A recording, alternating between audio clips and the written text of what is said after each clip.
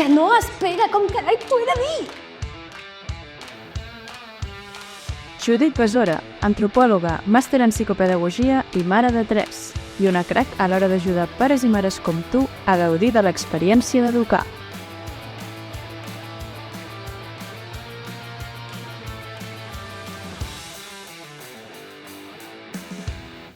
Fa uns anys, quan vaig començar el meu camí com a mare, pensava que jo era una mare excel·lent, perquè la meva filla no pagava mai.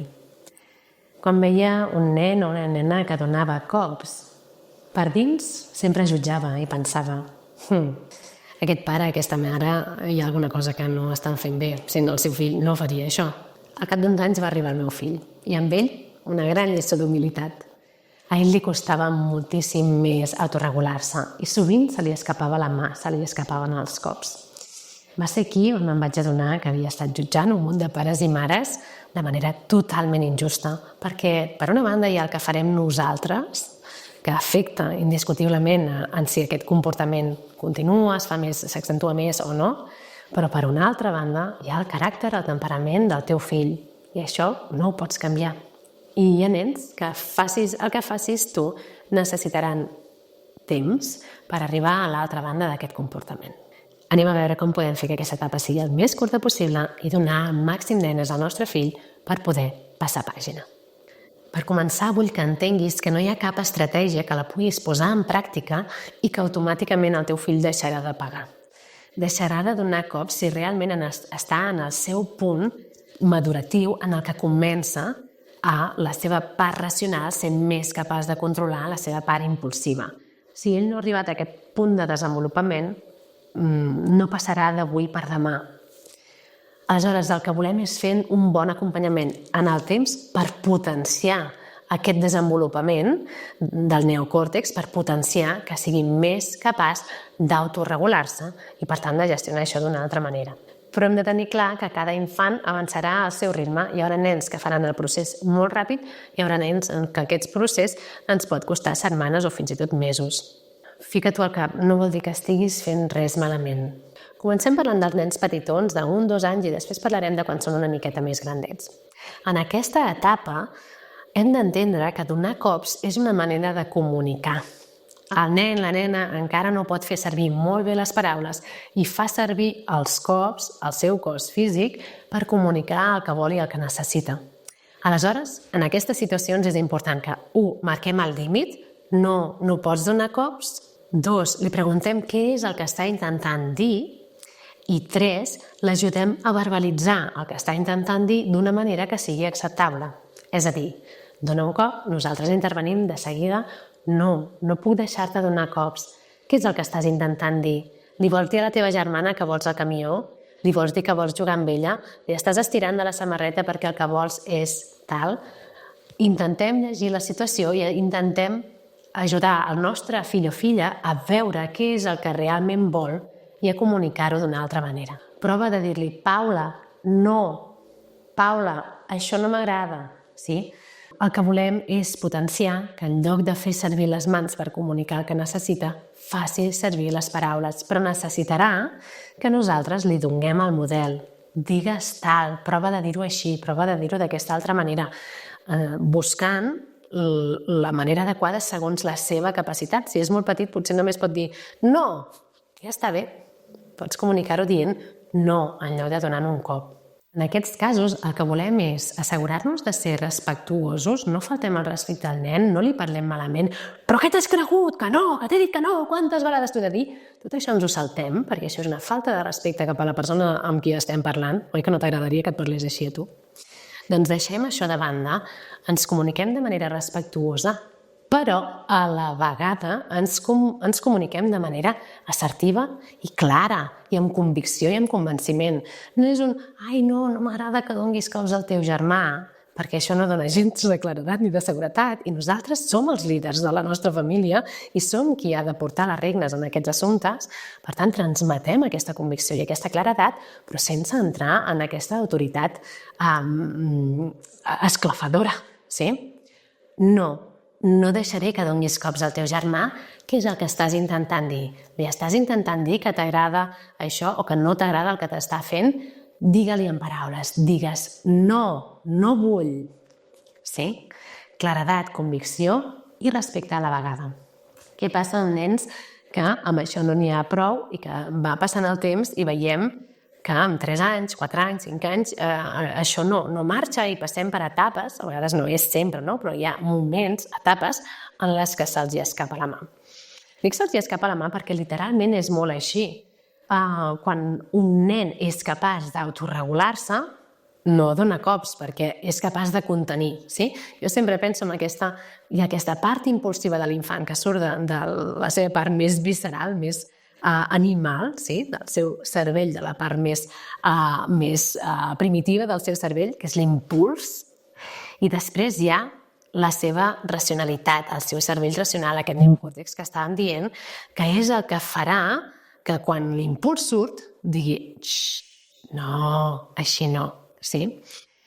Però perquè l'infant sigui capaç de fer això, li haurem de donar eines i haurem de permetre que el seu cervell es desenvolupi.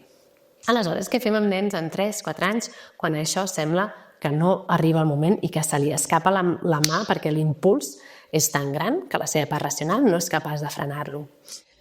Aquí el que volem és fer un procés que, com et deia, no serà d'avui per demà, però serà efectiu.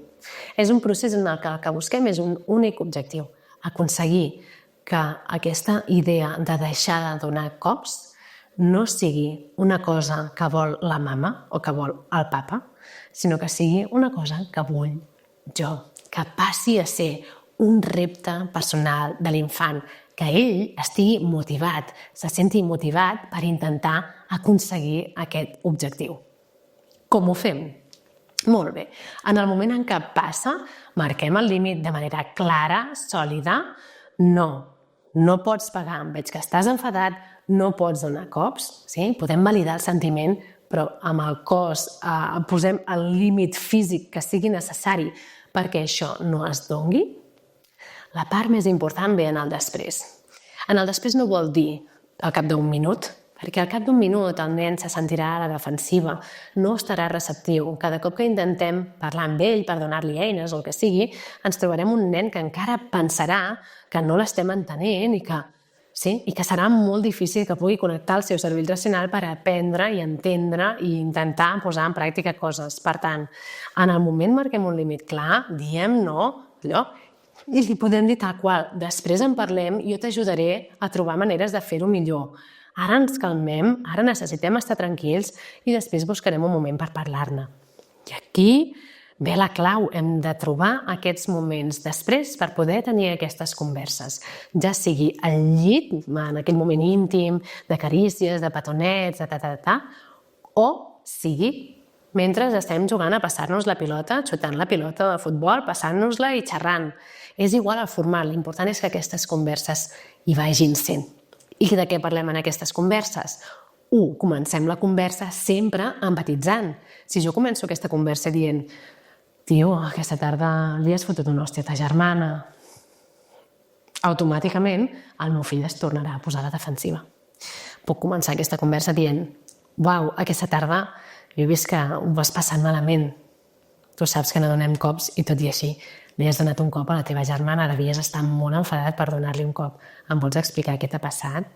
I anem a aquest punt de curiositat i de donar espai al nen perquè se senti comprès i pugui explicar, o si vol explicar. Hi haurà nens que no ens explicaran res, no passa res, però creem aquesta porta d'entrada que farà que aquest nen estigui molt més receptiu i tingui moltes més ganes d'escoltar el que li volem dir. Fixa't, estem validant el sentiment, no estem validant el que ha fet. No li estic dient, clar, és normal que hagis pagat a la teva germana, és una imbècil. No, evidentment que no estic validant el que ha fet. El que estic validant és com s'ha sentit.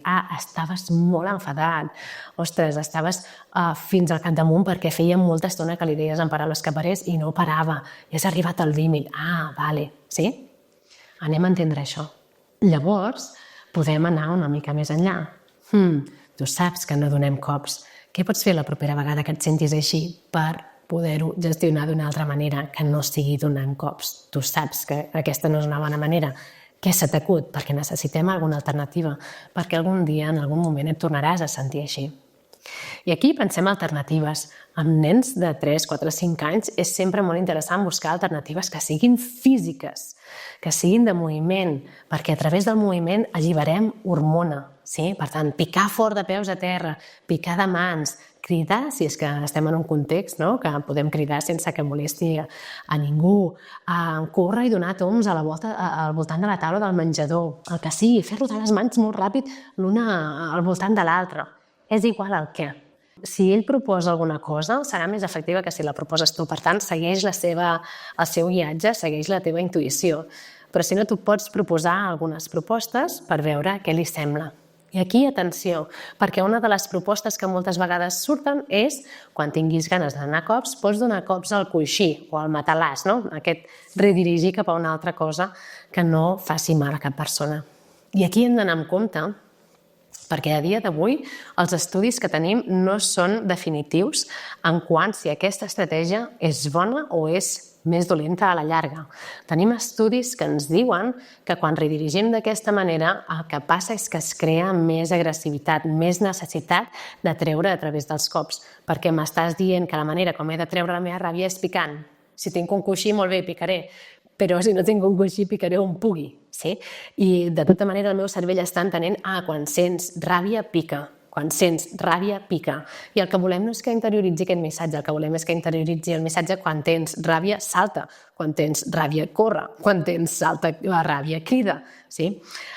Anar a buscar alguna alternativa que no sigui donar cops. I així anem segurs de que no estem potenciant que es doni més agressivitat. Molt bé, en parlem, acordem una estratègia. Val, doncs el que provarem serà això? Fantàstic. Ensenya'm com ho faràs. I aquesta és una part molt important. Ensenya'm ara com ho faràs. Ara, anem a practicar. Jo faré no sé qui s'enfada, ell sempre s'enfada amb el Pau. Doncs jo faré de Pau i t'estic burxant i t'estic tocant la tera i t'estàs enfadant molt i tens moltes ganes de donar-me un cop. Però en lloc de donar-me un cop, a veure què faràs. Sí? I el convidem a fer-ho i ho fem amb ell i ens peixem de riure i ho vivim. Assagem. Perquè pensa una cosa, quan ell necessiti fer ús d'aquesta estratègia, el seu cervell racional estarà desconnectat, perquè estarà vivint des de l'emoció, des d'aquesta part impulsiva. Com més interioritzada tingui aquesta alternativa, com més l'hagi practicat, l'hagi viscut, l'hagi fet seva, més fàcil serà que en aquell moment pugui accedir a aquesta eina. Si només hem dit, el proper cop fes tal, serà molt difícil que pugui fer-ho. Sí? Per tant, practiquem, riem, ja. Sí? Connectem a través d'aquesta eina i la fem servir. Molt bé, què passarà? Doncs que el teu fill o filla tornarà a trobar-se en una situació en la que se sent així i tornarà a donar un cop. No farà servir l'eina i no passa res. Sí, no vol dir que l'estratègia no estigui funcionant. Vol dir que és un procés, no és un pam, ja he fet la feina i ja s'ha acabat. El més probable és que la següent vegada igualment li costi molt i no sigui capaç d'accedir a aquesta estratègia en el moment en què se sent super cremant. I segur que ho pots entendre perquè tu a vegades no vols cridar i tens clar com vols fer-ho en lloc de cridar, però en el moment que estàs vivint allò no ets capaç d'accedir al teu cervell racional per fer servir una altra estratègia, oi? Doncs li passa exactament el mateix, amb la diferència que tu tens un edat i ell en té un altre molt, molt diferent. Per tant, es tornarà a donar la situació, tornarà a donar un cop, no passa res, marquem el límit, no deixaré que donis cops, pots dir el que necessites, en paraules, el que sigui, marquem el límit i anem a la conversa de després. Uau, aquesta tarda t'ha passat això, devies sentir-te molt dolgut amb el teu company per haver-li donat un cop, què ha passat? Entrem amb empatia i aquí llavors anem a revisar. Fa uns dies, o ahir, o fa unes hores, depèn de la freqüència amb la que això es doni, em van parlar i van pensar en una estratègia que podies fer servir quan et sentissis així. Què era? I ella et dirà, sí, picar de peus. Ah, sí, picar de peus. Ostres, però en aquell moment no et deu haver ni vingut al cap aquesta idea. És que quan sentim tan fort és molt difícil que ens vinguin al cap aquestes idees, ja ho entenc. Bueno, seguim practicant, tornem a practicar el picar de peus. Ensenya'm com ho faràs, donem-li una altra oportunitat a aquesta estratègia que jo crec que ho aconseguiràs, sí? I fixa't aquest missatge, jo crec que ho aconseguiràs. Fixa't que diferent de la posició que moltes vegades agafem quan els nostres fills donen cops, que és tu contra jo. Tu dones cops i jo, a la força, vull obligar-te a parar. El que t'estic proposant és que canviem aquesta perspectiva per jo estic al teu costat, jo estic al teu equip, sé que això per tu és difícil, jo estic al teu costat per donar-te les eines i donar-te la mà perquè siguis capaç d'arribar a l'altra banda i fer-ho d'una altra manera. Totalment diferent. Aleshores, la següent vegada el nostre fill s'enfadarà i potser el que veurem és que s'enfada